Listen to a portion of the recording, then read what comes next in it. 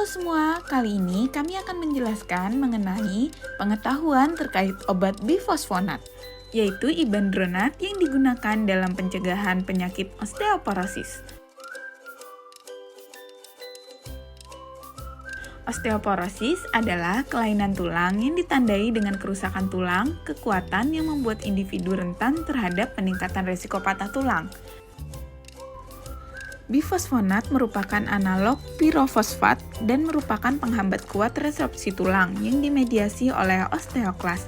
Bifosfonat mengerahkan efek terapeutiknya dengan mengikat erat hidroksiapatid mineral tulang yang menyebabkan penghambatan osteoklas dan penurunan resorpsi tulang. Bifosfonat sering digunakan dalam pengobatan osteoporosis, penyakit tulang paget, hiperkalsemia, dan penyakit tulang metastatik yang disebabkan oleh lesi ganas. Mekanisme kerja bifosfonat melibatkan beberapa proses pada tingkat seluler dan molekuler. Bifosfonat mengandung nitrogen seperti alendronat, risedronat, ibandronat, dan zolendronat. Bekerja terutama dengan menghambat enzim farnesil bifosfonat sintase atau FPPS dalam jalur mevalonat. Penghambatan ini mengakibatkan gangguan pada produksi isoprenoid yang diperlukan untuk renilasi protein-protein kecil pengikat GTP. Akibatnya terjadi gangguan pada berbagai fungsi seluler penting, termasuk organisasi sitoskeleton, pembentukan batas membran yang bergelombang, transportasi vesikuler, dan apoptosis sel. Di sisi lain, bifosfonat yang tidak mengandung nitrogen seperti etridonat dan klondorat bekerja dengan cara berbeda. Mereka dimetabolisme menjadi analog ATP yang tidak dapat dihidrolisis, yang terakumulasi dalam osteoklas dan mengganggu fungsi mitrokorida, akhirnya menyebabkan apoptosis sel. Kapan sih kita dapat memulai obat ini? Ibandronat adalah obat bifosfonat yang digunakan untuk mencegah dan mengobati osteoporosis, terutama pada wanita yang sudah menopause. Osteoporosis akan meningkatkan resiko terjadinya patah tulang dan sering dialami oleh wanita yang sudah menopause atau orang yang menjalani pengobatan dengan kortikosteroid dalam jangka panjang. Ibandronat bekerja dengan cara memperlambat pengurangan massa tulang sehingga membantu menjaga kekuatan tulang dan menurunkan resiko terjadinya patah tulang. Lalu bagaimana sih cara meminum obat ibandronat?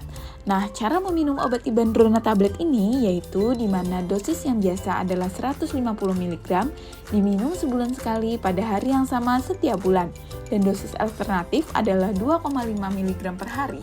Waktu minum obat ibandronat di mana obat dapat diminum setelah bangun tidur, setidaknya 60 menit sebelum sarapan, minum, dan jangan minum obat lain. Obat ini tidak boleh diminum di malam hari. Obat ibandronat diminum dengan cara telan tablet secara utuh dengan bantuan gelas air putih. Penggunaan obat ibandronat suntik pada intervena 4 di mana pasien disuntikan oleh dokter atau perawat yang berpengalaman. Lalu, pastikan pasien berada dalam posisi yang nyaman dan tidak mengalami kesulitan dalam menelan. Dan obat ini akan disuntikan ke pembuluh darah vena di lengan, di mana suntikan ini biasanya diberikan selama 15-30 menit. Mengapa sih pasien harus meminum obat seperti itu? Nah, ibandronat ini adalah bifosfonat yang mengandung N yang sangat kuat, yang mengikuti permukaan mineral tulang dan menghambat osteoklas, sel yang bertanggung jawab untuk reabsorpsi tulang. Dibandingkan dengan bifosfonat lain, potensi antiseparatif yang tinggi berarti bahwa dosis yang lebih rendah diperlukan untuk mencapai kemanjuran yang sama, sehubungan dengan penghambatan reabsorpsi tulang. Ibandronat bekerja dengan mengikat diri pada tulang dan menghambat kerja osteoklas, sel-sel memecah jaringan tulang. Dengan mengurangi aktivitas osteoklas, ibandronat membantu mempertahankan atau meningkatkan massa tulang dan kekuatan tulang. Efek samping dari obat ibandronat ini adalah gangguan pencernaan seperti mual, muntah, diare, sembelit, atau sakit perut, nyeri pada lengan, kaki, sendi, atau punggung, sakit kepala, dan gejala mirip flu.